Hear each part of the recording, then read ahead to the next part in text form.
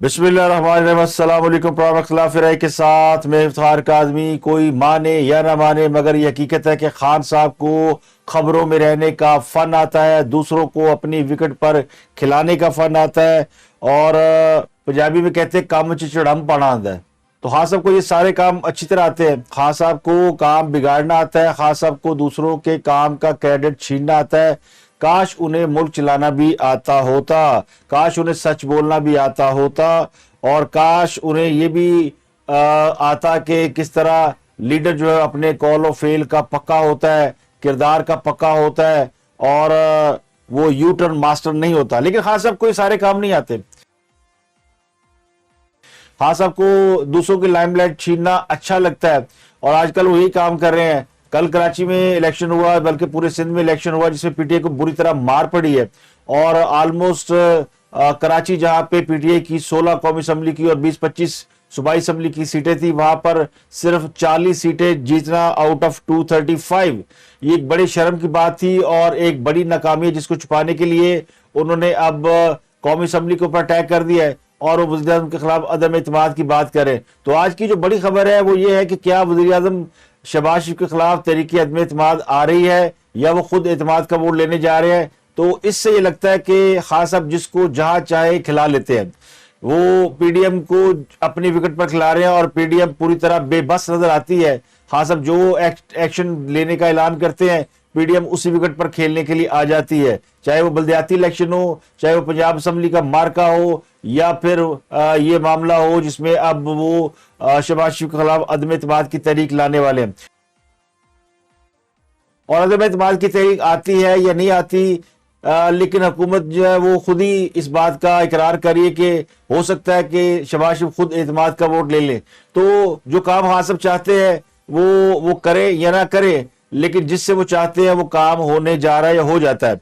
लेकिन इस हवाले से एक और बड़ी अहम खबर है कि इलेक्शन कमीशन ने बहुत से अरकान असम्बली सेनेटर्स को मुअत्तल कर दिया है। और अगर अदम एतमाद की तहरीक कौमी असम्बली में आती है तो क्या ये सब लोग वोट डाल सकेंगे या नहीं डाल सकेंगे। बड़ी लिस्ट है। कल सेनेट से उन अरकान सेनेट को निकाल दिया गया जिन्होंने गोशवारे जमा नहीं कराए, और में बड़े बड़े नाम शामिल हैं। वो सब आपको बताएंगे। इसके अलावा आज मंगल है और आज खैबर पख्तूनख्वा के वज़ीर आला ने असम्बली तोड़ने का ऐलान कर रखा है। आज उन्होंने समरी भेजनी है, लेकिन कल रात के इजलास में बहुत सारी चीजें सामने आई थी, जिसमें परवेज़ खटक ने मंगल के रोज असम्बली तोड़ने की मुखालफत की थी। और वो कहते हैं कि असम्बली अगर इस मौके पर तोड़ी गई, यानी इन दिनों में तोड़ी गई, तो फिर इलेक्शन रमजान में होंगे और रमजान में जो है वो हमें वोटर टर्नआउट की शरह बड़ी कम रहेगी। तो खान साहब इसकी मुखालफत करें। तो देखते क्या खान साहब आज अपना खैबर पख्तूनख्वा में असम्बली तोड़ते हैं या नहीं तोड़ते। इसके अलावा गुजरात में चौधरियों को जूते पड़ गए और वहां पे ईंटें चल गई हैं और बड़ा एक जबरदस्त किस्म का वहां पे कल एक झगड़ा हुआ है। और ये झगड़ा हुआ है परवेज़ साहब ने अपनी वजारत आला के आखिरी अय्याम में अपने इलाकों में जो जहां जहां उनकी कॉन्स्टिट्यूंसी है उन्होंने तरक्याती काम शुरू करा रखे हैं, और वो इस तरह करा रखे हैं कि जो पुराने मंसूबे हैं उनको नए नाम दिए जा रहे हैं। तो जो 500 अरब रुपया सरप्लस में छोड़ के गई थी पिछली हुकूमत, उस्मान बुज़दार की के हुकूमत और उसके बाद हमजा शहबाज की शरीफ की हुकूमत, वो 500 रुपया कहाँ गया और कैसे वो जेब में डाला गया, उसकी जिंदा मिसाल कल का एक वाकया है, जहाँ कोटला में एक सरकारी अस्पताल का नाम तब्दील करके चौधरी ज़हूरुल्लाह अस्पताल रखने की कोशिश की गई। और उसका इफ्तिताह करने के लिए चौधरी परवेज़ इलाही के भतीजे मूसा इलाही पहुंचे थे इफ्तिताह करने के लिए। तो फिर वहां की आवाम ने उसकी मज़ामत की और इफ्तिताह करने वालों को फिर जूते छोड़कर भागना पड़ा। इसकी वीडियोस सोशल मीडिया पर मौजूद है, बड़ी तेजी से वायरल हो रही हैं। कुछ लोग इसे मुकामी झगड़ा करार दे रहे हैं और यकीनी तौर पर यह मुकामी लोगों की ही लड़ाई है। लेकिन इसके पीछे जो सोच है और इसके पीछे जो वजह है वो बड़ी साफ और क्लियर है कि किस तरह चौधरियों ने वो जो तरक्याती मनसूबों के लिए रकम खजाने से हासिल की, उसको पुराने मनसूबों पे तख्तियां लगाकर नए मनसूबे बनाकर जेब में डालने की जो साजिश थी वो असल में पकड़ी गई है। तो ये बड़ी दिलचस्प वीडियो है। और इसके अलावा चौधरी चूंकि अब पीटीआई में जम होने जा रहे हैं, तो कहने वाले कहते हैं कि माया को माया मिले कर कर लंबे हाथ। तो फिर जिस तरह खान साहब और उसके आसपास करप्शन की दास्तानें हैं, और वो भी करोड़ों में नहीं बल्कि अरबों में है, तो फिर बहुत से लोगों के मुंह में पानी तो आता है और बहती गंगा में हाथ धोने वाले बहुत से लोग हैं, तो फिर चौधरियों का बनता है कि अगर अरबों रुपए की दिहाड़ी है तो फिर इमरान खान से यारी है। तो ये है सूरत हाल। तो अब सबसे पहले बात कर लेते हैं कराची के वाले से कि शहर कायद का मेयर कौन होगा। कराची का रिजल्ट मुकम्मल तौर पर आ गया है। आउट ऑफ 235 पीपल पार्टी ने सबसे ज्यादा 93 नशिस्तें हासिल की। जमात इस्लामी 86 सीटों के साथ दूसरे नंबर पर है, जबकि पीटीआई को 40 सीटें मिली है। पीटीआई तीसरे नंबर पर आ गई है और नून लीग को 7, जेयूआई और आजाद उम्मीदवार 3-3 और टीएलपी को 2 सीटें मिली है। और जो मुमकिन मखसूस नशिस्तें हैं वो मिलाकर पीपल पार्टी की कुल सीटें हो जाएंगी 142। पीपीपी चूंकि 93 यूसीस पर कामयाब हुई है तो उसको तकरीबन 32 खवातीन की और पीपल पार्टी को नौजवान अकलियत और लेबर की 5-5, ख्वाजा सरा और मजदूर अफराद की 1-1 सीट मिलेगी। जमात इस्लामी की 133 नशिस्तें होंगी। जमात इस्लामी को 86 सीटें मिली है और जमात इस्लामी का क्लेम ये कि उनकी 94 सीटें हैं। 10 सीटों पर उनके साथ गड़बड़ की गई है। तो जमात इस्लामी के मीर सिराजुल हक ने मुल्क गिर एहतजाज की कॉल दे दी और ये कहा जी कि 10 सीटों पर हम दोबारा इलेक्शन कराने की दरखास्त देंगे और यहाँ पर धांधली हुई है। तो जो क्लेम है जमात इस्लामी का, उनका ख्याल ये कि वो जो 10 सीटों का हेरफेर किया गया उसकी वजह से पीपल पार्टी की सीटें 93 हुई हैं। अदरवाइज जो जमात इस्लामी थी वो 96 सीटों के साथ या 94 सीटों के साथ नंबर 1 होती। तो यहाँ पे कुछ 7-8 सीटों का या 10 सीटों का झगड़ा है और जिसके खिलाफ जमात इस्लामी जाएगी। लेकिन एक और अहम बात यह कि शहर में अब मेयर किसका होगा, डिप्टी मेयर किसका होगा। तो 133 नशिस्तों के साथ दूसरी बड़ी जमात इस्लामी भी है और इसके अलावा जमात इस्लामी को 32 सीटें मिल रही है मखसूस नशिस्तें और पीटीआई को 40 नशिस्तों के हिसाब से 14 सीटें मिलेगी। तो अगर पीटीआई और जमात इस्लामी मिल जाए तो भी वो अपना मेयर ला सकती है, जबकि जमात इस्लामी और पीपल पार्टी मिल जाए तो भी उनका मेयर और डिप्टी मेयर आ सकता है। तो इसमें जो सबसे इंपॉर्टेंट बात है कि पीपल पार्टी ने जमात इस्लामी से राब्ता करने के लिए यानी ऑफर कर दिया है कि वो जमात इस्लामी के साथ बात करने के लिए तैयार है और जमात इस्लामी भी इस पर रजामंद नजर आती है। तो इस बात का इम्कान है कि कराची का अगला मेयर जो है वो पीपल्स पार्टी का होगा और डिप्टी मेयर जो है वो जमात इस्लामी का हो सकता है। इस किस्म का इत्तेहाद बनने का इम्कान है। बावजूद इसके कि जमात इस्लामी ने धांधली का इल्जाम लगाया है, जमात इस्लामी पीपल्स पार्टी के साथ इत्तेहाद को रूल आउट नहीं कर रही। तो ये नया मंजरनामा जो कराची का बनेगा, ये मंजरनामा आगे चलकर भी वुसअत इख्तियार करेगा या नहीं, ये है क्वेश्चन मार्क। लेकिन अब एक सूरत हाल बड़ी वाजिया हो गई है कि कराची के अंदर पीपल्स पार्टी और जमात इस्लामी और पीपल्स पार्टी जो है वो भुट्टो साहब के बाद पहली दफा कराची के अंदर इस हद तक डोमिनेट करती आई है। पीपल्स पार्टी की बड़े अरसे से सिंध के अंदर हुकूमत है, लेकिन कभी भी पीपल्स पार्टी अपनी हुकूमत के होते हुए भी कराची में इस तरह के नताइज हासिल नहीं कर सकी। और जहां तक लोग कहते हैं कि धांधली है और ये 2018 के इलेक्शन का रिफ्लेक्शन है, तो अगर पीपल्स पार्टी ने धांधली करनी थी तो जमात इस्लामी को फिर 86 नशिस्तें क्यों दी गई, उनको फिर से कम नशिस्तें मिलनी चाहिए थी और फिर पीपल्स पार्टी को तो क्लीन स्वीप करना चाहिए था अगर धांधली में जो मेरा नुक्ता नजर है। तो इसमें लगता है ये कि किसी हद तक इलेक्शन जो है फेयर हुआ है। इसी वजह से जमात इस्लामी दूसरी बड़ी सियासी जमात और वो भी बिल्कुल नेक टू नेक, अगर 10 नशिस्तों पर इलेक्शन दोबारा होता है तो मुमकिन है जमात इस्लामी नंबर 1 पोजीशन पर आ जाए। तो इससे जो है वो धांधली वाला जो तासुर है वो किसी हद तक कम हुआ है। एक तो सूरत हाल ये हो गई। इसके अलावा जो बड़ी खबर है वो है कौमी असम्बली में कायदे ऐवान की तब्दीली। अपोजिशन ये कह रही है कि हम अदम एतमाद लेकर आएंगे। खान साहब जो है वो अपने 22 अरकान असम्बली को कौमी असम्बली में भेजने का इरादा रखते हैं। कल उन्होंने कौमी असम्बली में वापसी का अंदिया दिया था और जिस पर जाहिर है कि एक शोर गुगा मचा, क्योंकि खान साहब ने कौमी असम्बली में वापस ना जाने का न सिर्फ ऐलान किया था बल्कि इसके ऊपर बहुत सारी लोगों के सामने वाज़ेह तौर पर कस्मे वादे भी किए होते कि वो नहीं जाए किसी सूरत में भी कौमी असम्बली वापस। तो अब इमरान खान साहब ने दरमियानी राय निकाली है कि 22 अरकान असम्बली को भेजा जाएगा और चूंकि 22 अरकान असम्बली उन 20 मुनहरफ अरकान असम्बली के ऊपर भारी होंगे, 2 अरकान ज्यादा होंगे, तो जो अपोजिशन में अक्सरियत होगी उसी की राय को फौकियत दी जाएगी और वो अपनी राय को स्टैंड कराएगी। तो जराये कहते हैं कि जब शहबाज शरीफ से इत्मीनान के वोट की कार्रवाई के मामले पर तहरीक इंसाफ ने अपने मुनहरफ अरकान को सियासी तौर पर गैर मौसर करने का प्लान बनाया है और 20 अरकान के मुकाबले में पीटीआई के 22 अरकान जाएंगे।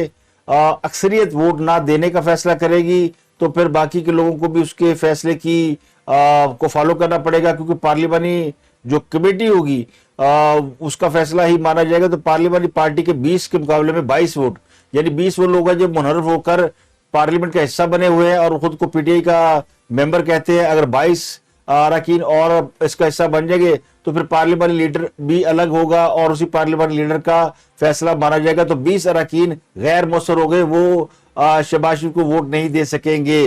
तो ये उनकी जो यानी हिकमत अमली है। और अगर उन्होंने वोट डाला शहबाज शरीफ को तो फिर उनके खिलाफ डिफेक्शन क्लास के तहत नाअहली की कार्रवाई शुरू की जाएगी। तो ये हिकमत अमली इमरान खान साहब की, यानी इस तरीके से वो जाना चाहते हैं और उन्होंने ताकि हुकूमत को वो टफ टाइम दे सके।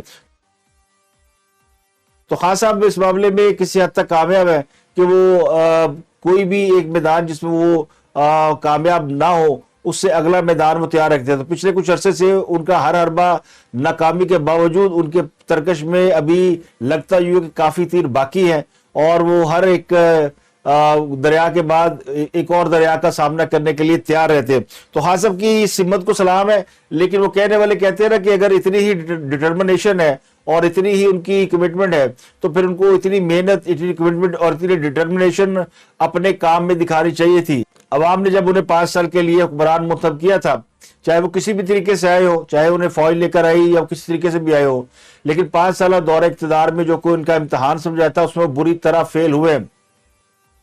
और ये बात साबित हो गई है कि उनकी जो पूरी हुकूमत का अरसा था वो सिर्फ साजिशों में और मुखालिफिन के खिलाफ इंतकामी कार्रवाई करने में गुजारा था।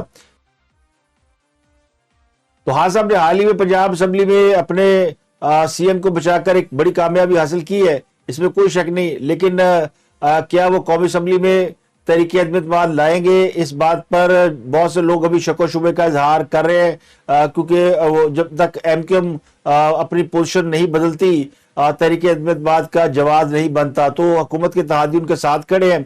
इसके बावजूद खान साहब ने एक थरथली पाती है और वो कहते हैं new game in the town. तो इस्लामाबाद में एक नया खेल शुरू हो चुका है और इस खेल को शुरू करने में जाहिर है खेल के मास्टरमाइंड इमरान खान साहब है और वो इस वक्त चूंकि उनकी तरजीह है, उनकी प्रायोरिटी है कि वो सांप सीढ़ी का खेल खेलते रहे। उनकी जात में, उनकी फितरत में निचला बैठना नहीं है, यानी वो ये नहीं चाहते कि पाकिस्तान में किसी भी तरह से किसी भी तरह का कोई इस्तेहकाम आए अनटिल अनलेस जब तक वो इक़्तिदार में ना आ जाए। हालांकि इक़्तिदार से निकलने के बाद खान साहब अपने हर इंटरव्यू में कहते हैं कि वो जो 3-3.5 साल उन्होंने वज़ीर-ए-आज़म के तौर पर गुजारे वो कांटों की सेज थी और वो बड़ा मुश्किल वक्त था। तो उसी मुश्किल वक्त को और उसी कांटों की सेज पर दोबारा लेटने के लिए वो ऑलमोस्ट ही इज डाइंग कि जी मुझे दोबारा किस तरीके से वज़ीर-ए-आज़म बनाए। तो आपको बताते हैं कि अगर कौमी असम्बली में वोट कास्ट करने के लिए जाते हैं तो क्या होता है और कल सेनेट में क्या हुआ। कल सेनेट में जब ये अनाउंस हुआ कि इलेक्शन कमीशन ने गोशवारा जमा न कराने पर बहुत से अरकान की रुकनीत मुअत्तल कर दी है, तो फिर सेनेट की कार्रवाई रोक दी गई और उस कार्रवाई को रोक कर उन लोगों के नाम अनाउंस किए गए।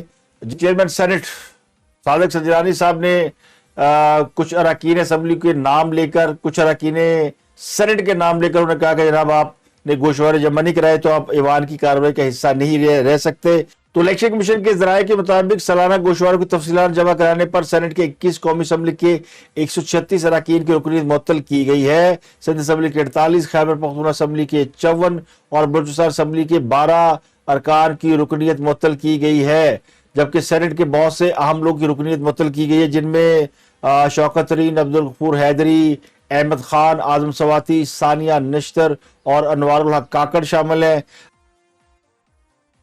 राना महमूद हसन, ओन अब्बास और खान साहब की वो जो ब्यूटिशियन है जरका सोरवर्दी, आजम सवाती, सानिया निश्तर और इसके अलावा वकार मेहदी, ताज हैदर, रुखसाना ज़ुबैरी, इनका ताल्लुक पीपल पार्टी से है, सैफुल्लाह अबरू, मोहसिन अजीज, हिदायतुल्लाह और मौलाना अब्दुल गफूर हैदरी JUI के, और मंजूर अहमद, सईद हाशमी, अब्दुल कादर, ये सब लोग शामिल है जिनका ताल्लुक सेनेट से है।